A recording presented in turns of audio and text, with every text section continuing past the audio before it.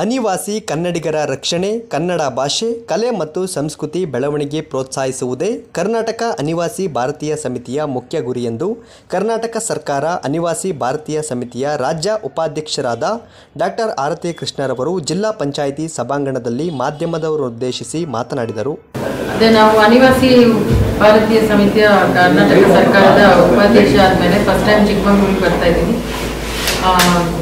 ಈ ಸತಿ ಚಿಕ್ಕಮಗಳೂರಲ್ಲಿ ನಮ್ಮ ಜಿಲ್ಲಾವಾರು ಮೀಟಿಂಗ್ನ ಫಸ್ಟ್ ಜಿಲ್ಲೆ ಚಿಕ್ಕಮಗಳೂರನ್ನ ಸೆಲೆಕ್ಟ್ ಮಾಡ್ಕೊಂಡಿದ್ದೀನಿ. ಯಾಕಂದರೆ ನಾನು ಈ ಸತಿ ಅಧಿಕಾರ ಸ್ವೀಕರಿಸ್ತಿದ್ದಂಗೆ ನಮಗೆ ಫಸ್ಟ್ ಸಮಸ್ಯೆ ಬಂದಿದ್ದು ಚಿಕ್ಕಮಗಳೂರು ಜಿಲ್ಲೆ ಯನ್ನಾಪುರ ತಾಲೂಕಿನ ಒಬ್ಬ ಹುಡುಗ ಕಾಂಬೋಡಿಯಕ್ಕೆ ಕೆಲಸಕ್ಕೆ ಹೋಗಿ ಅಲ್ಲಿ ಸಿಕ್ಕಾಕೊಂಡಿದ್ದ.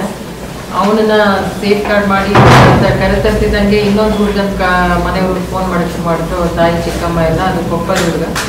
ಸೊ ಅದಾದಮೇಲೆ ಮತ್ತು 2-3 ಬಂತು ಈ ಕಡೆದೇನೆ, ಅದು ಫುಲ್ಲು ಡೀಟೇಲ್ ಕೊಟ್ಟಿಲ್ಲ. ಮತ್ತು ಸೌದಿ ಅರೇಬಿಯಾದಲ್ಲಿ ಸಿಕ್ಕಾಕೊಂಡಿರೋದು ಈ ಥರ ಸಮಸ್ಯೆಗಳು ಚಿಕ್ಕಮಗಳೂರು ಜಿಲ್ಲೆದೇ ಫಸ್ಟ್ ಬರೋಕ್ಕೆ ಶುರುವಾಯಿತು. ಅದರಿಂದ ನನಗೆ ಅನ್ನಿಸ್ತು ನಮ್ಮದು ಫಸ್ಟ್ ಜಿಲ್ಲಾವಾರು ಮೀಟಿಂಗ್ನ ಚಿಕ್ಕಮಗಳೂರು ಜಿಲ್ಲೆಯಲ್ಲಿ ಇಟ್ಕೊಳ್ಳೋಣ ಅಂತ.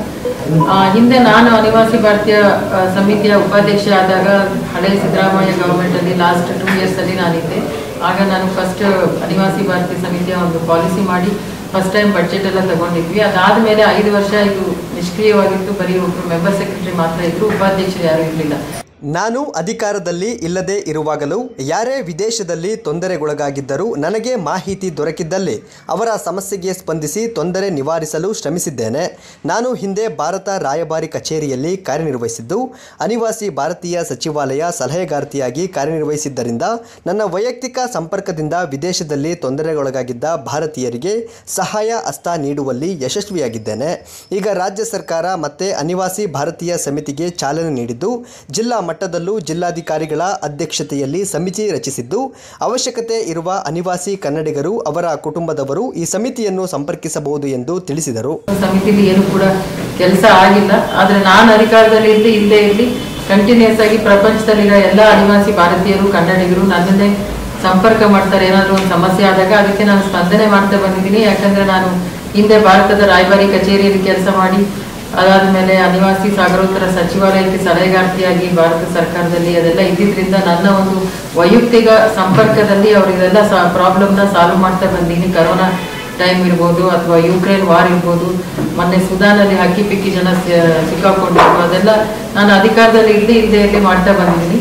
ಈಗ ಅಧಿಕಾರ ತಗೊಂಡ್ಮೇಲೆ ನಮ್ಮದು ಲಾಸ್ಟ್ ಏನು ಪಾಲಿಸಿ ಇತ್ತು ಅದನ್ನೇ ಮತ್ತೆ ಆಕ್ಟಿವೇಟ್ ಮಾಡಿ ಅದರೊಳಗೆ ಏನಿತ್ತು ನಾವೇನೇನು ಮಾಡ್ಬೇಕಂತ ಹಾಕೊಂಡಿದ್ವಿ ಅದನ್ನೆಲ್ಲ ಈಗ ಮತ್ತೆ ಆಕ್ಟಿವೇಟ್ ಮಾಡ್ತಾ ಇದ್ದೀವಿ. ಅದೇ ಈ ಪ್ರತಿ ಜಿಲ್ಲೆಲೂ ಕೂಡ ನಾವು DC ವೆಲ್ಫೇರ್ ಕಮಿಟಿ ಅಂತ ಮಾಡಿದ್ವಿ. ಅದಕ್ಕೆ DC, SP, ತಹಸೀಲ್ದಾರ್ ಅವರೆಲ್ಲ ಸದಸ್ಯರಿರ್ತಾರೆ. ಅಂದರೆ ಈಗ ನಮ್ಮ ಜಿಲ್ಲಾ ಮಟ್ಟದಲ್ಲಿ ಏನಾದರೂ ಕನ್ನಡಿಗರು ಸಮಸ್ಯೆಯನ್ನು ಫೇಸ್ ಮಾಡಿದಾಗ ಅವ್ರು ಬಂದು ಅಲ್ಲಿ ಹತ್ತಿರ ತಹಸೀಲ್ದಾರು ಅಥವಾ DC ಆಫೀಸಲ್ಲಿ ಅವ್ರ ಸಮಸ್ಯೆನ ಹೇಳ್ಕೊಳ್ಳೋ ಒಂದು ಅವ್ರಿಗೆ ಒಂದು ಸಹಾಯ ಮಾಡೋಕ್ಕೋಸ್ಕರ ಈ ಒಂದು ವೆಲ್ಫೇರ್ ಕಮಿಟಿ ಮಾಡಿದ್ದೀವಿ. ಅವರು ನಮ್ಮ ಜೊತೆ ಕಮ್ಯುನಿಕೇಷನ್ ಮಾಡಿ ಈ ಜಿಲ್ಲೆಯಲ್ಲಿ ಏನೇನಾಗ್ತಾಯಿದೆ, ಯಾರ್ಯಾರು ಸಮಸ್ಯೆ ಇದೆ ಅನ್ನೋದನ್ನ ನಮಗೆ ತಿಳಿಯಪಡಿಸ್ಬೋದು. ಈಗ ಮೀನಾ ನಾಗರಾಜ್ ಅವರು DC ಇದ್ದಾರೆ. ಅವರು ಈ ಕೋವಿಡ್ ಟೈಮಲ್ಲಿ ಅವರು ಮತ್ತು ಉಮೇಶ್ ಕುಮಾರ್ ಅನ್ನೋದನ್ನ ಕೋಆರ್ಡಿನೇಷನ್ ಆಫೀಸರ್ ಆಗಿ ಮಾಡಿದ್ರು.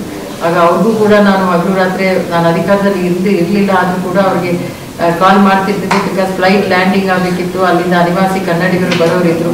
ಅದಕ್ಕೆಲ್ಲ ಪರ್ಮಿಷನ್ ಕ್ಲಿಯರೆನ್ಸ್ ಸಿಗದಿದ್ದರೆ ಟೈಮಿಗೆ ಸರಿಯಾಗಿ ಅವರಿಗೆ ಅಲ್ಲಿ ಕಷ್ಟ ಆಗ್ತಿತ್ತು. ಆ ಟೈಮ್ ಅವರು ಇದ್ರು. ಸೊ ಅವರೇ ಇಲ್ಲಿ ಜಿಲ್ಲಾಧಿಕಾರಿ ಆಗಿದ್ದಾರೆ. ಅವ್ರಿಗೂ ಕೂಡ ಈ ಕರೋನಾ ಟೈಮಲ್ಲಿ ಅನಿವಾಸಿ ಕನ್ನಡಿಗರು ಏನೇನು ಸಮಸ್ಯೆ ಎದುರಿಸ್ತಾರಂತ ಅವ್ರಿಗೂ ಸ್ವಲ್ಪ ಅದರಿಂದ ಅರಿವು ಇದೆ. ಇಲ್ಲಾಂದರೆ ನಿಮಗೆಲ್ಲ ಗೊತ್ತಿರೋ ಹಾಗೆ ಅನಿವಾಸಿ ಭಾರತೀಯರು ಅಥವಾ ಕನ್ನಡಿಗರು ಅಂದರೆ ಎಲ್ಲರೂ ಶ್ರೀಮಂತರು, ಹೊರಗಿರೋರು ಅಂತ ಒಂದು ಅಭಿಪ್ರಾಯ ಇರುತ್ತೆ. ಬಟ್ ಅಲ್ಲಿಯೂ ಕೂಡ ಕೂಲಿ ಕಾರ್ಮಿಕರು ಬೇರೆ ಬೇರೆ ಕೆಲಸಕ್ಕೆ ಹೋಗೋರು ತುಂಬ ಇದ್ದಾರೆ. ಸುದ್ದಿಗೋಷ್ಠಿಯಲ್ಲಿ ಅನಿವಾಸಿ ಭಾರತೀಯ ಸಮಿತಿಯ ಸದಸ್ಯ ಕಾರ್ಯದರ್ಶಿ ಲಕ್ಷ್ಮಮ್ಮ P ಹಾಜರಿದ್ದರು.